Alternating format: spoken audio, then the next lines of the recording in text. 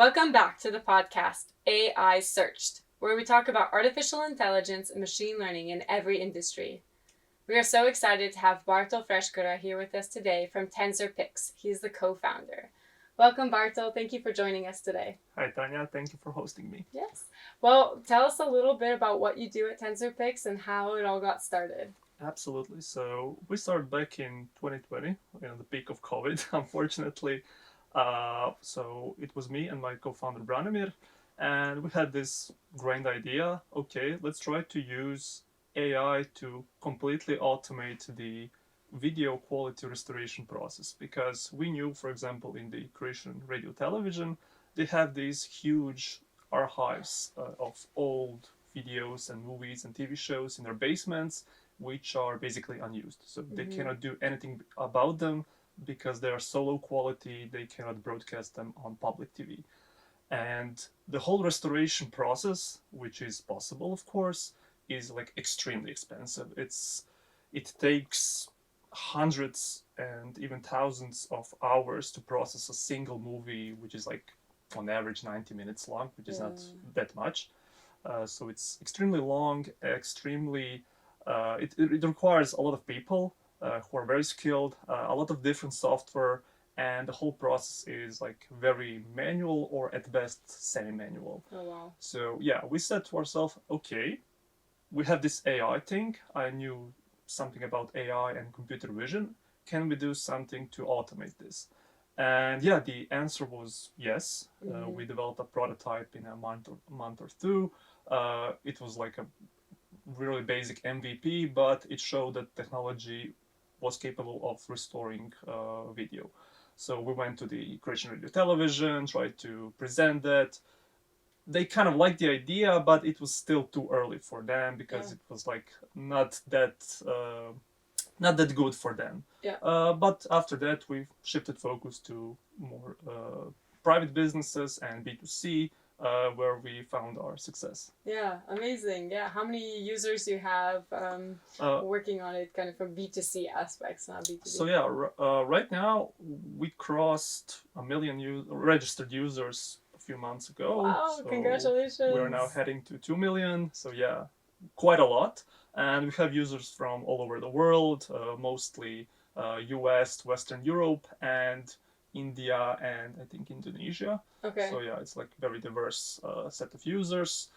And yeah, we mainly focus on B2C for now. We are open to B2B, but yeah, B2C is what's driving users and revenue for now. Of course. Yeah. How has AI, you guys are using machine learning, computer vision in order to create the software. How long, compared to 1,000 hours, which you would use to do a film, how long would it take using your software now? So yeah, that's a really good question. It takes, for a minute of standard definition video, it takes around 10 minutes to process. So 10 times. It's like a massive speed up from the manual process. So I mean, you gotta there's a good example we like to take. It's a movie from Peter Jackson. I think it's They Shall Not Grow Old. Okay. It's a movie from 2018. And what they did in that movie, they restored 60 minutes of, I think, World War I footage. So old footage from the tapes. They completely restored it, and the result was like simply amazing. It really looks great.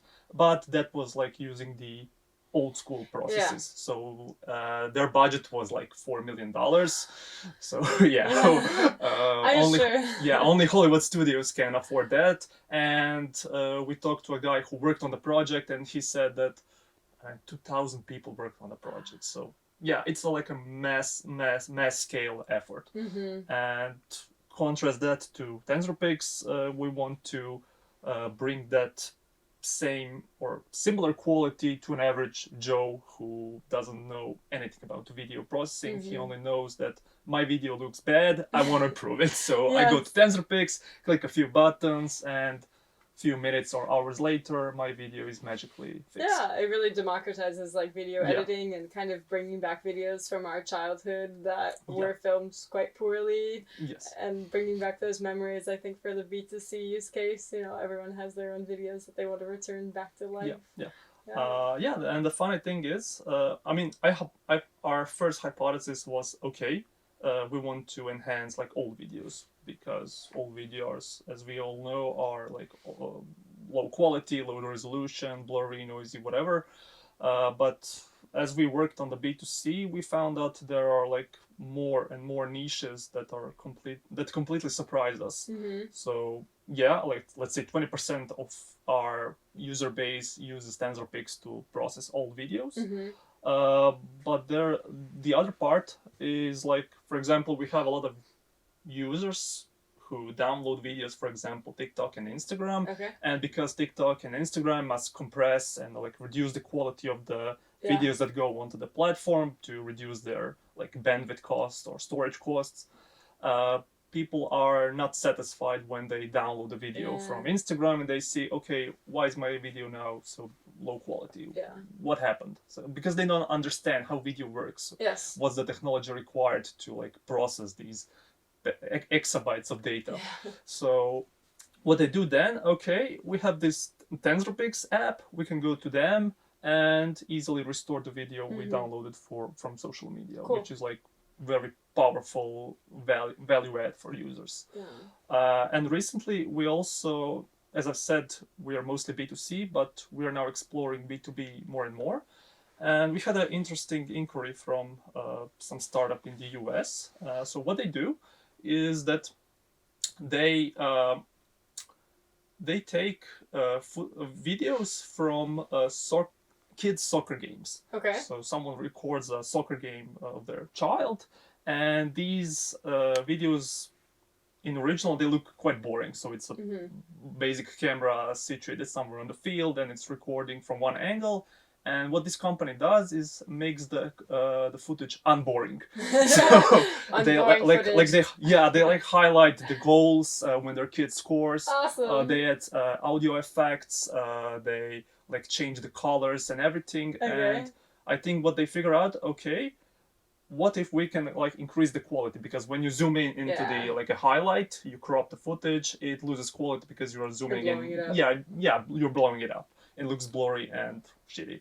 So they found us, obviously, and we're now trying to figure out how can we help their software like integrate together and get even more value for their users.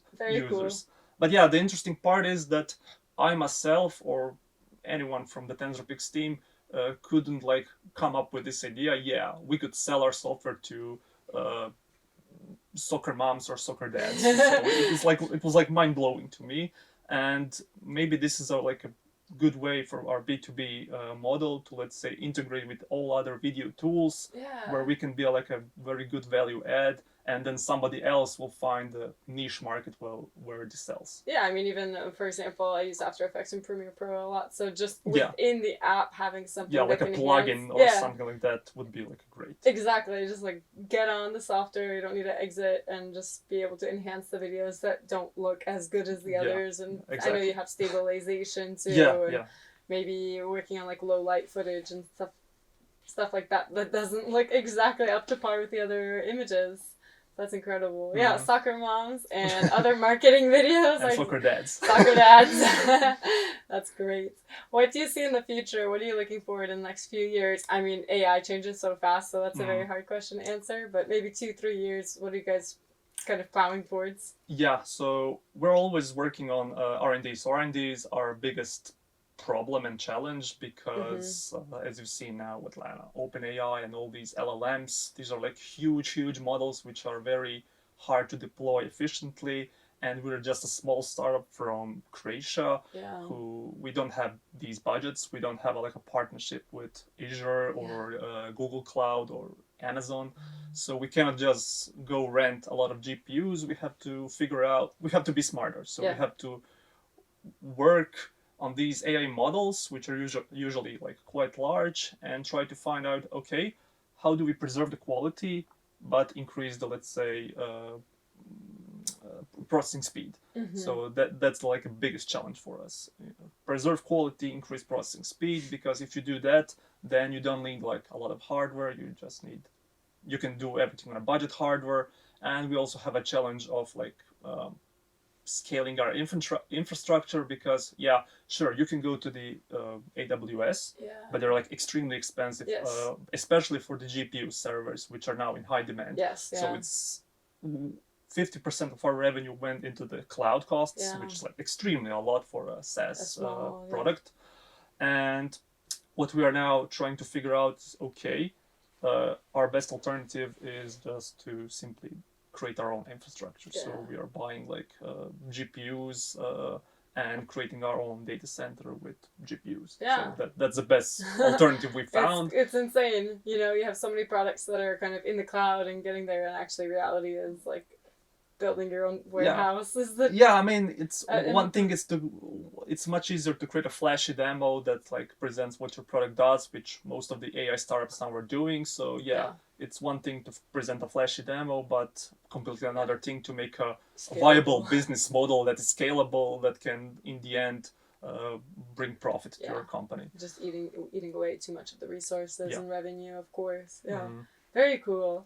Well, thank you so much for joining me today. It was really interesting to hear about what you guys are doing with video and images, actually. And I'm looking forward to being able to use your software in the future for my own efforts. Yeah, please be our guest. Yes. You'll get free credits. I have definitely played around with it already for some Instagram videos, so I'm enjoying it. But I'm gonna run some old family videos through it and see how that goes. Yeah, that's great. That's great. Yeah, thank you. Thank you a lot. You can find our podcast on Spotify, Apple Music, and YouTube. And let us know in the comments if you have any questions.